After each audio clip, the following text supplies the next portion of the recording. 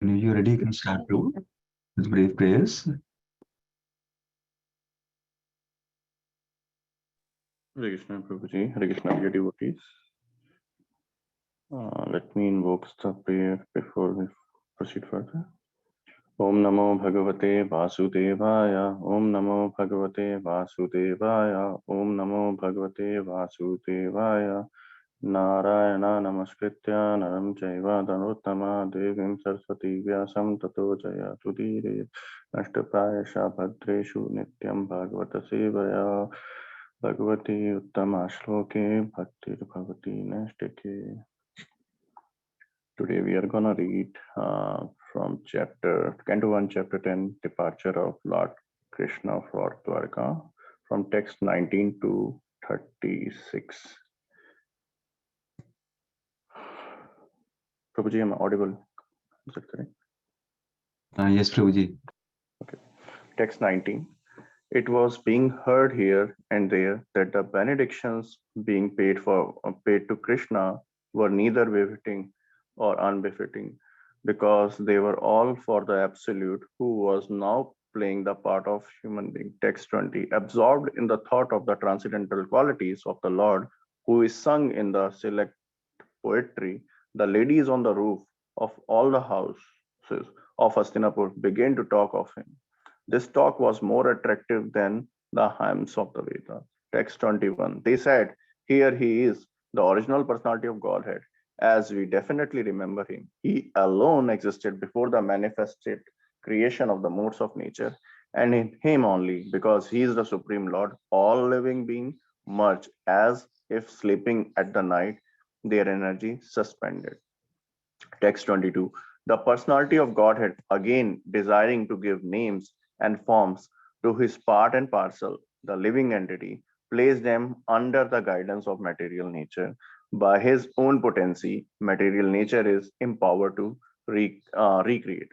Text 23. Here is the same Supreme Personality of Godhead, whose transcendental form is experienced by the great devotee who are completely cleansed of material consciousness by dint of rigid devotional service and full control of life and senses. And that is the only way to purify existence. Text 24.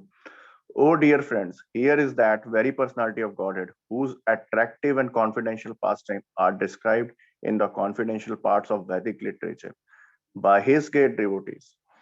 It is he only who creates, maintains, and annihilates the material world and yet remain unaffected. Text 25. Whenever there are kings and administrators living like animal in the lowest mode of existence, the Lord in his transcendental form manifests his supreme power.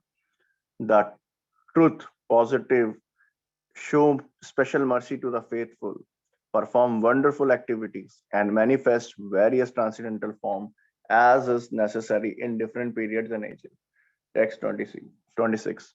Oh, how supremely glorified is the dynasty of King Yadu, and how virtuous is the land of Mathura, where the supreme leader of all living beings, the husband of goodness of fortune, has taken his birth and wandered in his childhood. Text 27.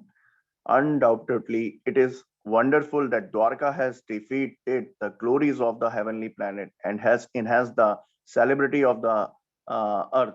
The inhabitants of Dwarka are always seeking the soul of all living beings, Krishna, in his loving feature. He glances at them and favors them with sweet smiles. Text 28. Oh, friends, just think of his wives, whose hands he has accepted, how they must have undergone woes, bath, fire sacrifice, and perfect worship of Lord of the universe to constantly relish now the nectar from his lips by kissing. The damsels of Vrajabhumi would often faint just by expecting such favors. Text 29. The children of these ladies are Pradyumna, Samba, Amba, etc.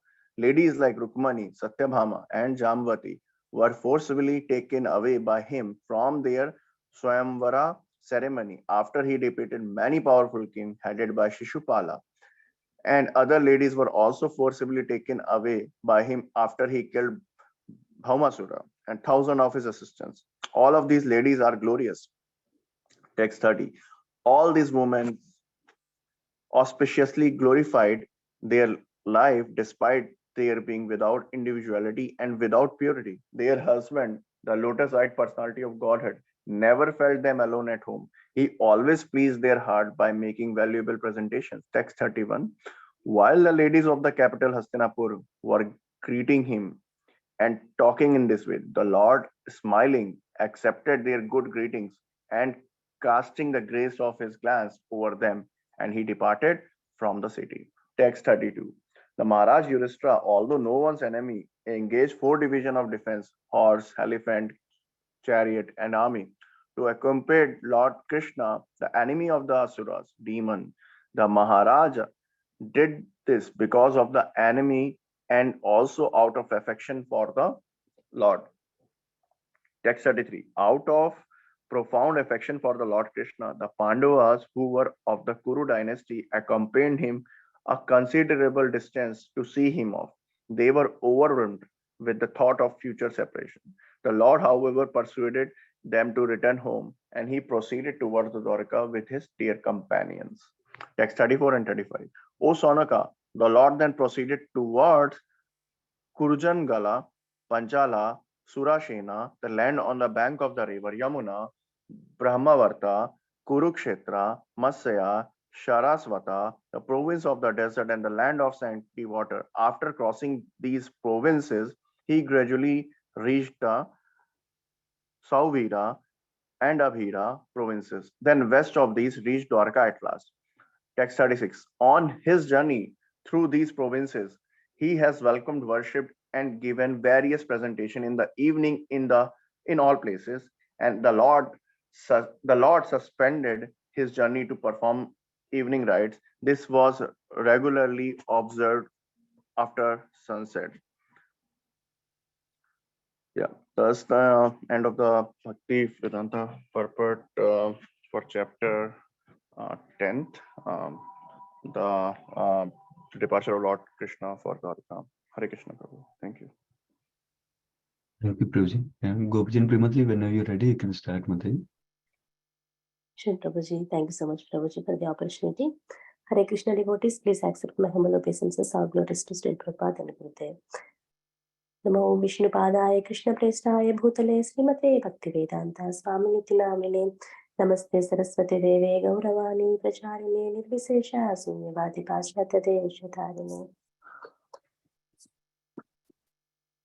So today we are continuing to hear from chapter 10, that is Departure of Lord Krishna for Dwaraka. So yesterday we heard from Vamshivadan Prabhu explaining the first 18 slokas, primarily describing about the glories of Yudhishthira Maharaj ruling and the kingdom. So he was ruling by the teachings of Bhishmadev as well as Lord Krishna. And that was pleasing to Krishna because that's Krishna's mission. When devotee kings rule the kingdom, Krishna is more pleased. And also this is the purpose of Kurukshetra also, so that more and more citizens would follow the religious principles by which they can attain Supreme Lord. So Krishna is pleased and the citizens are very happy. And the kingdom is also very prosperous with all the food grains, rains, and citizens were not diseased, no untimely death. So everything was going on as per Krishna's plan and desire. And Yudhishthira Maharaj was fulfilling in a service mode to Krishna. And also we see this observation whenever devotee kings like Yudhishthira Maharaj, Prithu Maharaj, Parikshit Maharaj, they rule the kingdom. They have a perfect balance of both detachment as well as responsibility. They know that formula very well. They will not attach to the kingdom opulences. At the same times, they responsibly rule the kingdom. And when the right time comes, they hand it over to the next successor, and they perfectly detach from those opulences and meditate upon Krishna for their further journey. We can have this observation among the devotee kings throughout the Srimad Bhagavatam. The next section, it is described that Lord Krishna Krishna resided there in Hastinapur for a few months, especially to give support, moral support, as well as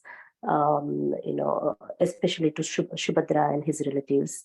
But as soon as Krishna decided to go to Dwaraka, all the Hastinapura Vasis, as well as the wives of royal kings, they felt so much separation just hearing the thought that Krishna would be leaving them soon.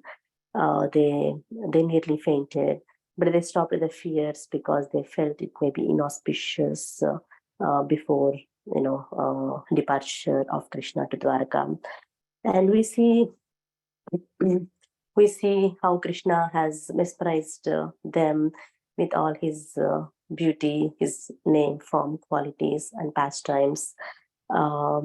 So here their hearts melted in affection, and Lord Krishna was appropriately honored with different musical instruments. And today's verse started with blessings of Brahmanas. So it was said that so many benedictions were heard. Those are in a mood that to favor Krishna. But it is it is given that those benedictions are appropriate as well as inappropriate at the same time. We will understand from purport from by the grace of Srila Prabhupada how that is both at the same time. So Krishna is the Supreme Personality of Godhead, and the Brahmanas, they should seek blessings from Supreme Personality of Godhead, in that way that is inappropriate. Why it is appropriate? Krishna has descended to the earth, and performed so many human acts, and also taken up the role of Kshatriya.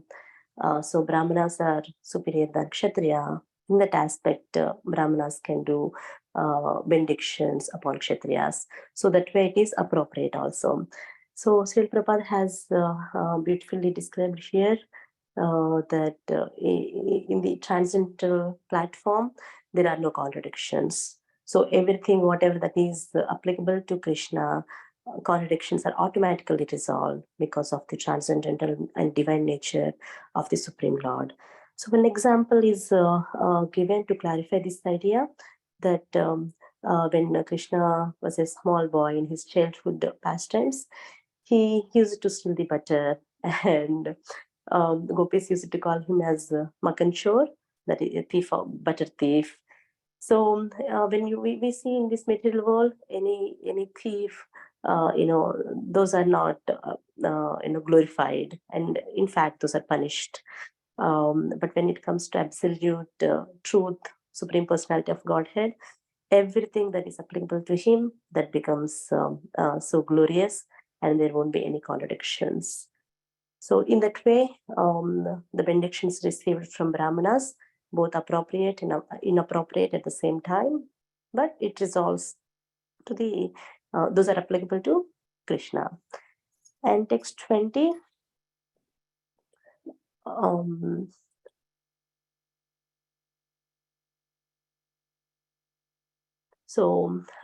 here Sutta Goswami was mentioning about the ladies of Hastinapur.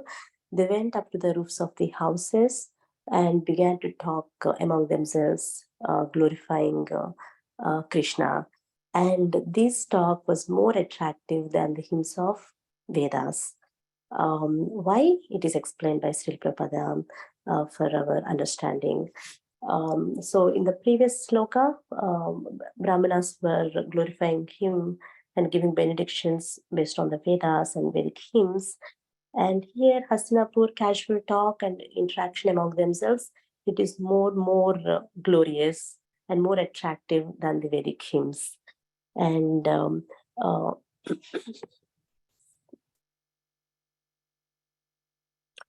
so we know that love is more attractive to Krishna than honor and reverence. It is we see this theme among the prayers of the devotees. They offer the prayer with out of their love, not based on the Vedic hymns. And it is described throughout the Srimad Bhagavatam and the prayers of the devotees and the mood that they offer the prayers. So, the Acharya in Gaudiya Sampradaya, Narottam Das Thakur, he composed many songs in Bengali language that is very simple, anybody can understand. And in the same line of Gaudiya Sampradaya, Vishwanath Chakravarti Thakur he's a very learned and he approved the songs of Narottam Das Thakur. Those are as good as Vedic mantras because Acharyas, they realize, they have that realization, they understand the Vedas, the purpose of the Vedas perfectly, and they compose these songs in such a way that any layman, any common man can understand and follow those. And they right away give the Vedic essence in such a condensed form. So those are as good as or even greater than Vedic hymns. So, and also another reason is given by Srila Prabhupada that Vedic hymns and Upanishads are sometimes indirectly glorify Supreme Lord. It's not a direct glorification all the time. But when the ladies of Hastinapur, when they talk about Lord, it is direct glorification and out of love. That's why it is more pleasing to the heart than Vedic hymns. Text 21. And they continue their glorification that he alone existed before the cosmic creation. And he is the one who maintains the material world, and also all the living beings merge at the time of the annihilation. So all the devotees know that, all the pure devotees know that Supreme Lord exists before cosmic creation. It is Supreme Lord is never be a product of material nature. He's always exist before, and he continue to exist. And he is the one who actually creates this material world and maintains all the living beings, and also finally annihilate this creation. So what happens at the time of the annihilation? It is given in the purport. So there are basically two types of annihilations. One is at the end of the Brahma day, that is during the night time of Brahma, the annihilation happens. And the other annihilation is at the time of at the end of the Brahma's life.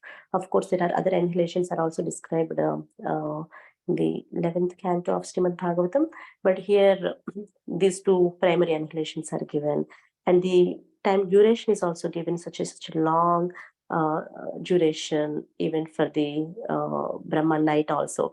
So at that time, all these living beings and the material nature will go and merge into the Supreme Lord. They are inactive during that time, and again when the material creation starts the next day or the next Brahma life, then all these living beings are given the new bodies, and the material material world is created again, and these beings are again put into the world for their next journey. So we see here that this is Mahavishnu is the plenary portion of the Lord. We know that all this material creation is being, coming from Mahavishnu, who is lying on the Kajal ocean, and how Mahavishnu is the plenary portion of Lord Sri Krishna. And Brahma Samhita, it is confirmed from 5.58 that Mahavishnu is the plenary portion of Govinda, Krishna.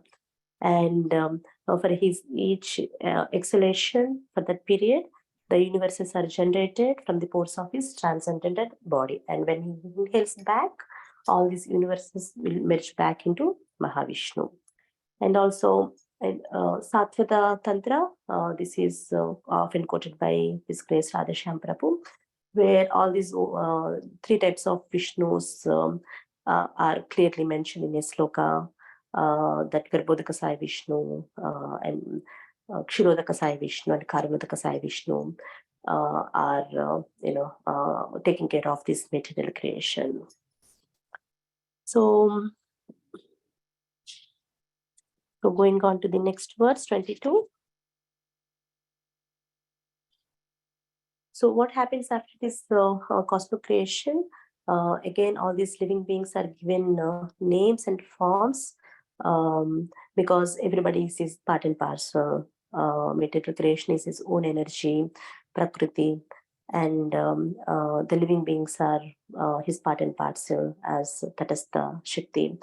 So those are given again opportunity with the new bodies, new names, and placed them under the guidance of material nature. So by his own potency, material nature is empowered to recreate. So Krishna gives the direction as well as potency to the material nature to recreate. So here in the purport, Srila Prabhupada is mentioning about two varieties of living entities, Nitya Mukta and Nitya Baddha. Nitya Muktas are eternally liberated souls, and they always engage in the transcendental loving service unto Supreme Lord and in his eternal abode. Whereas Nitya Baddha, they are eternally conditioned souls, and they are under external energy of Krishna, Maya. Because they have the rebellious attitude and envious towards his Supreme Father. So they are given the facilities and opportunities to fulfill their desires. At the same time, they are given opportunity to understand Supreme Lord by his by his mercy. And we know that in this material world, it is a label, and it is dukkhalayam ashashvatam. We can never be happy in this material world, and it is described throughout Srimad Bhagavad Gita also, that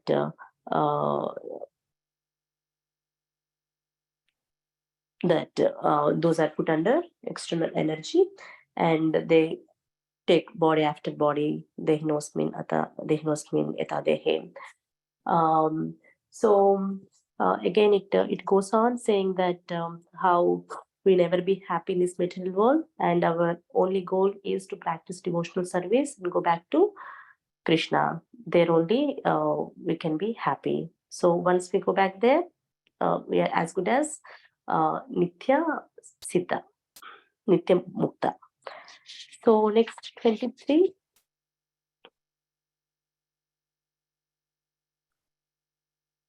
So the great devotees can understand Krishna's transcendental form.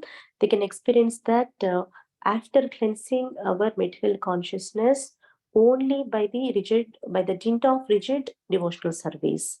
Thereby, this is the only way to purify our existence. So there may be several other spiritual practices to control the mind, to control the senses, but the only and simple and easiest way to purify our existence is by the dint of devotional service. Not only we do detachment from this material world, but also we have a means to the higher taste of attachment towards Supreme Lord Krishna and his devotees. Here, and there is no guarantee that if you practice Gnana Yoga, Ashtanga Yoga, that you will always control your mind and senses. So here, Vishwamitra Muni example is quoted here, that how he controlled the senses by yogic trance, but when the situation comes, or when to meet Menaka, so he became victim. So that is artificial way of controlling the senses. That is always that can be failure by following those practices. But whereas for devotees, since they detach from this material engagement, at the same time they attach to the higher engagements, using their senses, mind, and intelligence, so they will never be prone to this illusion. So we know that by engaging the material senses, those are if we use them in the service of Hrishikesha, then automatically bhakti develops. Hrishikena Hrishikesha Sevanam Bhakti Udyate. So this is the only way to purify our senses and to meditate on the Supreme Lord. By the dint of devotional service, we can purify the material existence. So moving on, 24.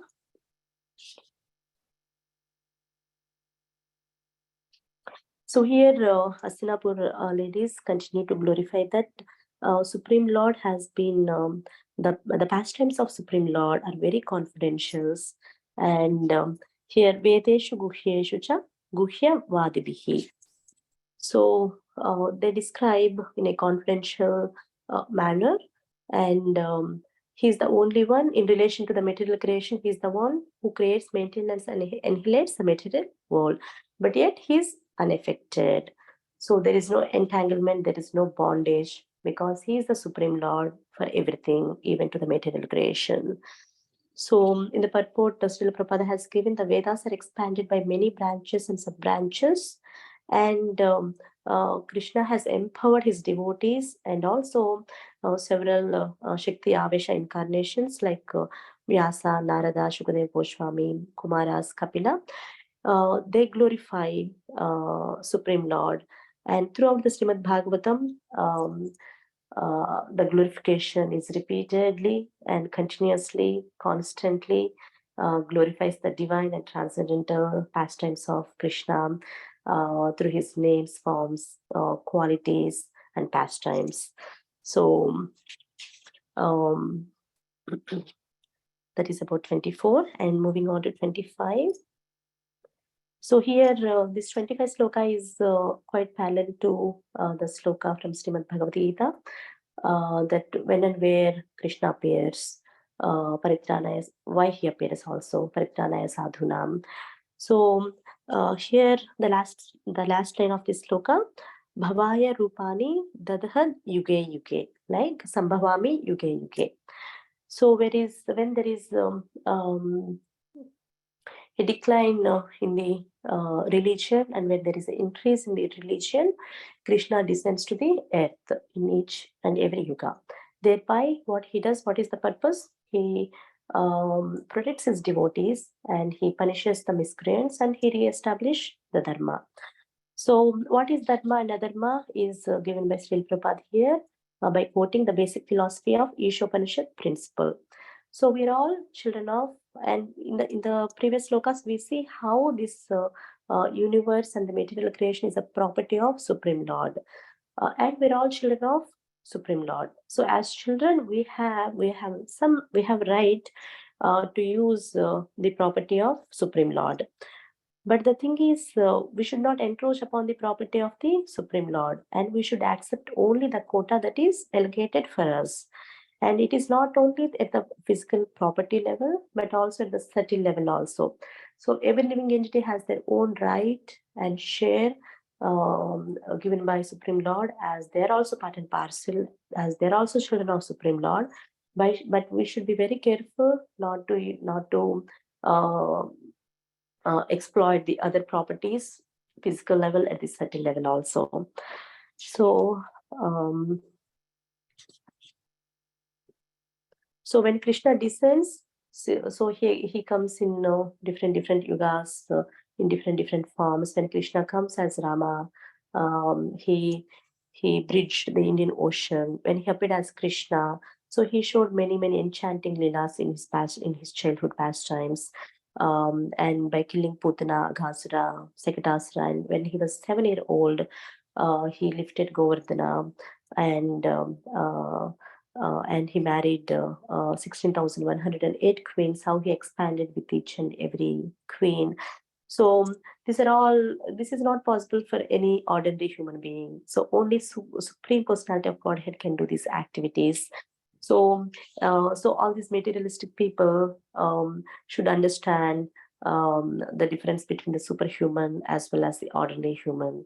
So he showcases all his supreme power by killing and punishing the different materialistic demons like Ravana, Hiranyaksha, Hiranyakasipu, Kamsa.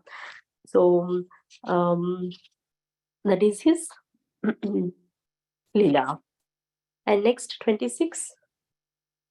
And they have given so far the generic descriptions and the glorifications of Supreme Lord, and now they're giving specific glorification about Krishna, and they're entering into Edukul, they're entering into Madhura Mandal. So here, how aho, when there is any surprise and to glorify more and more, we see this aho in several verses of Srimad Bhagavatam. So, oh, how supremely glorified is the dynasty of King Edu, because Krishna has taken the birth in the Edu dynasty, and how virtuous is the land of Madhura, because Krishna has chosen that particular place and particular dynasty to descend to the earth planet. And this is difference. Supreme Lord, he choose where he wants to be, which place that he wants to descend. But as conditioned soul, we are forced to take this birth. We cannot choose the family. We cannot choose our gender, our looks, our richness.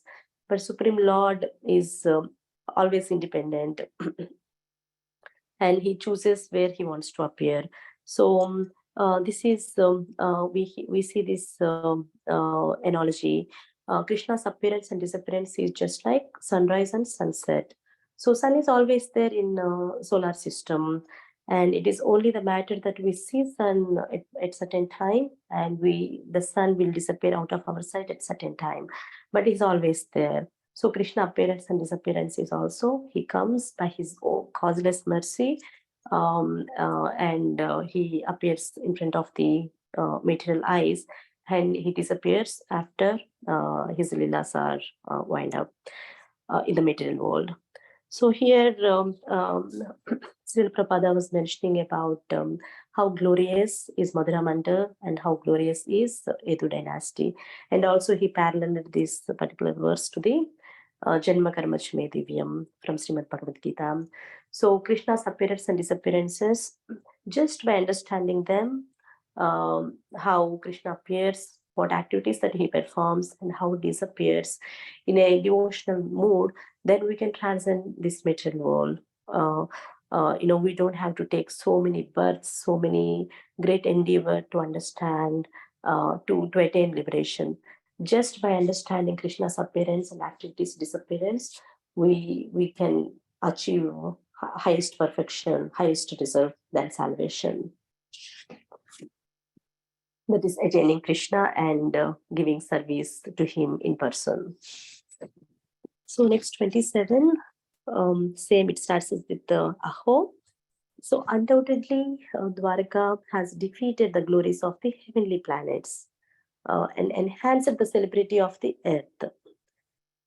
So here, the glorification of earth is given how it is higher than even heavenly planets, because earth planet has Dwarka Dham.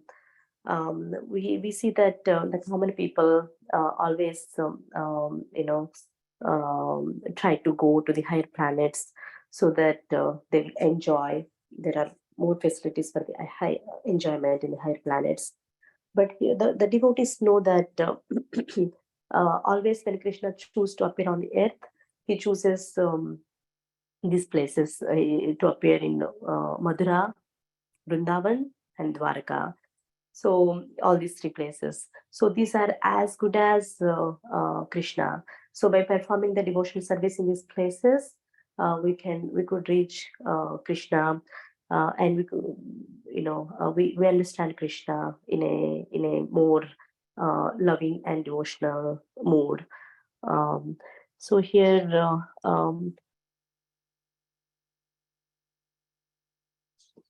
Yeah, and also in the purport, Srila Prabhupada has mentioned how 6 months on the earth is equal to 1 day on the heavenly planets, and more facilities of enjoyments are given in the heavenly planets. But because earthly planet has Dwaraka, it is enhanced the celebrity of the earth. And 28. So here, Hastinapura ladies, they were entering into glorifying about Krishna's wives, how he has accepted the wives. And also they were astonishing how many vows, baths, fire sacrifices, and perfect worship of the Lord of the universe they have constantly done, because they have attained Krishna as their husbands, and they have constantly got the association of Krishna. And the glorification went on to gopis.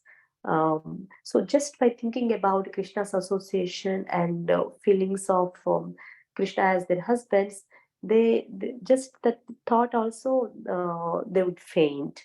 So in that way, gopis are superior to even to the wives of Krishna. So here in the purport, several rasas have been mentioned. Primarily we know that there are 5 rasas. Among them, Madhurya rasa is the highest. In Madhurya rasa also there are 2. One is Swakya, the other one is Parakya. Swakya Bhav, all the wives of Krishna are in Swakya Bhav because they're the wives of Krishna. And Parakya Bhav, those are gopis. That is even higher than Swakya Bhav. So 29. So the 29 and 30 also the glorification of wives of Krishna by Hastinapur ladies. And they were saying that the children of these ladies are Pradyumna, Samba, Amba. And ladies like Rukmini, Satyabhama, and Jambavati, they were forcibly taken by him from their Swayamvara. So we know that how Rukmini marriage was arranged by Rukmini to Sisupal, and Rukmini always decided to have Krishna as her husband, and she writes a love letter to Krishna and send that letter through Brahmana. And Krishna comes and kidnaps Rukmini. He defeated the army of Rukmini, Sisupal, everybody there.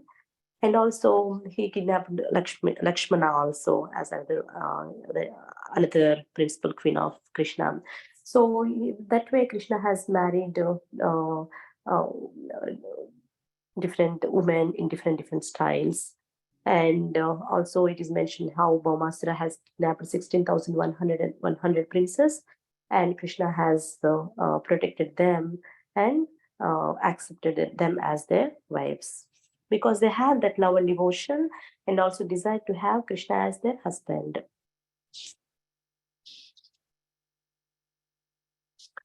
And 30th sloka. So all these women are pure. They don't have any other intention, any other desire than having Krishna as their husband.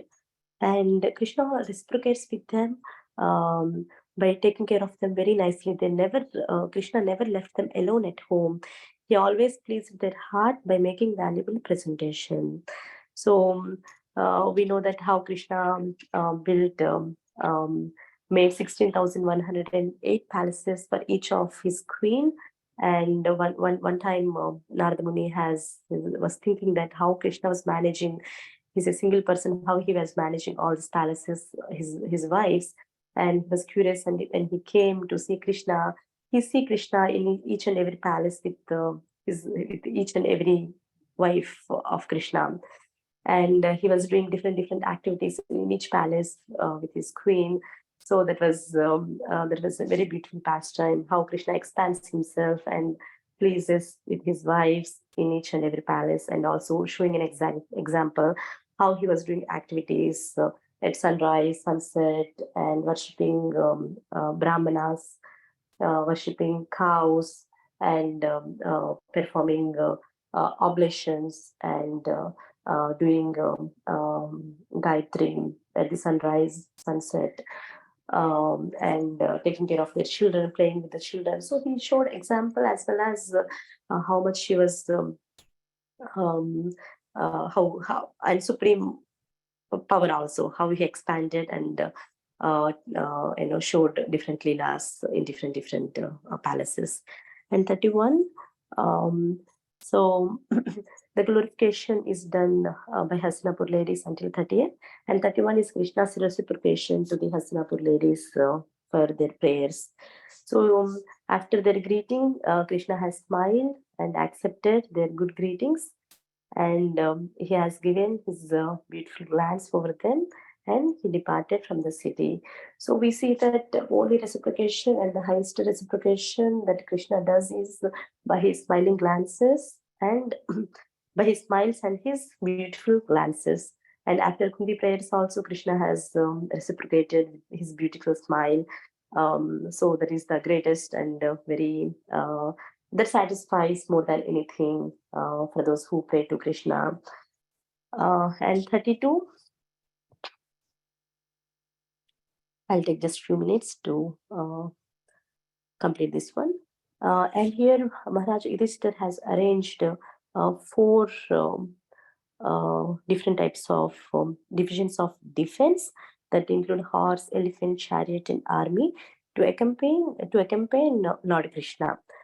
Here it's given that Ajatasatru, that is Yudhishthira Maharaj, who has no enemy, but Madhudvisha, that is about Krishna, described as enemy of Madhu.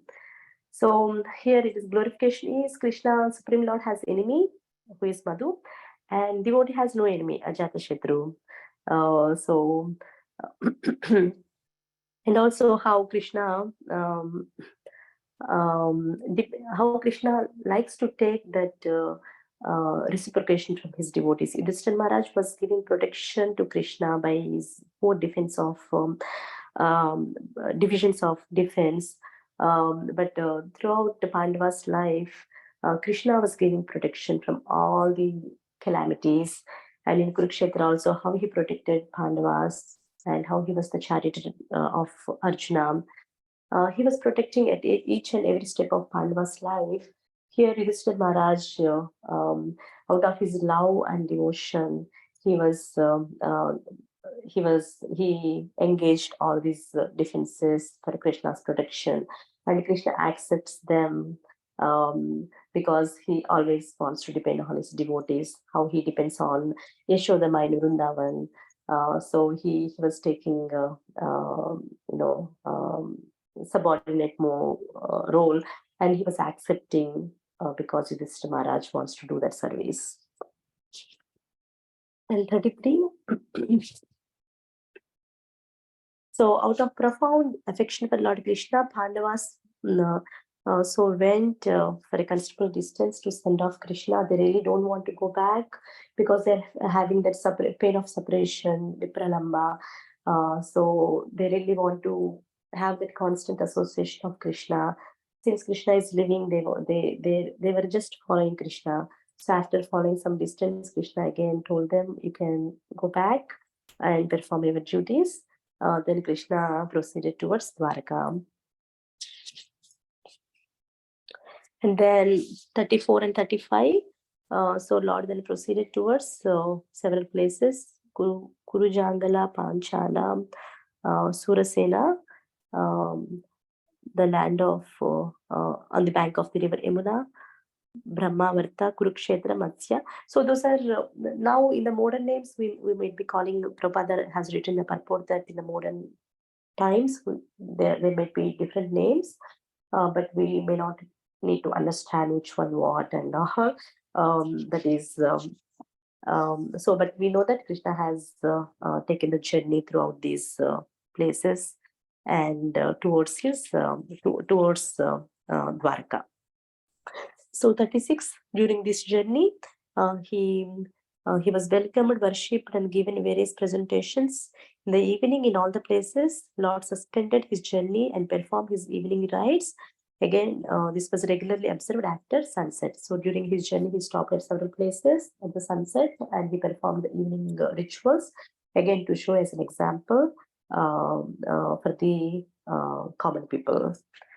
So the next chapter starts with Sambhoga, that is Lord Krishna's entrance into Dwarka. It's a beautiful chapter. So today's section completes the departure of Lord Krishna for Dwarka. Thank you so much for your association and time. Hare Krishna. Thank you so much, Prabhuji. Hare Krishna. Yeah, thank you so much, Mataji. Hare Krishna. Let's offer obeisances. Srimad Bhagavatam ki jai, Sri Prabhupada ki jai. Our blessings to all the devotees of the Lord. Vancha kalpatarubhyascha kupasindubhyevacha paditanam pavanebhyo vaishnavibhyo namo namaha. Thank you, devotees. Hare Krishna. Thank you, Hare Mataji. Krishna, Prabhuji. Hare Krishna. Thank you. Hare Krishna.